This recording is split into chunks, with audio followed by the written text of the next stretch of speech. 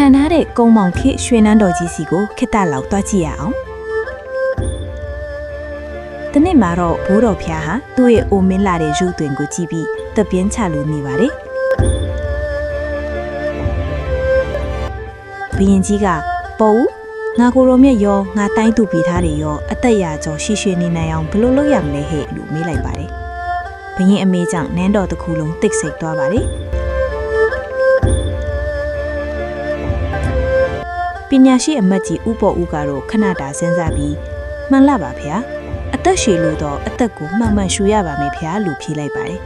ဘယင်ကြီးကဟေးပေါ်ဦးမင်းကလည်းအသက်ရှူတာတော့လူတိုင်းလုပ်နေတာပဲမဟုတ်လားလို့ပြန်မေးလိုက်တယ်အဲ့ဒီအချိန်မှာအမတ်ကြီးကမှန်လားပါလူတိုင်းရှူနေကြတာမှန်တော့လေအသက်ရှူခြင်းကိစ္စရပ်သွားတာနဲ့အသက်မရှိနိုင်တော့ပါဗျာအသက်ကိုမပြတ်တမ်းမှန်မှန်ကန်ကန်ရှူနေတဲ့ရွေးတော့အသက်ရှိနေမှာအမှန်ပဲဖြစ်ပါတယ်ဗျာလို့ရှော့တင်လိုက်ပါတယ်ဥပေါ်ဦးရဲ့ပါနတ်တဲ့အဖြေကြောင့်ဘယင်ကြီးလည်းသဘောကျပြီးအားရပါရရေမောပါတော့လေ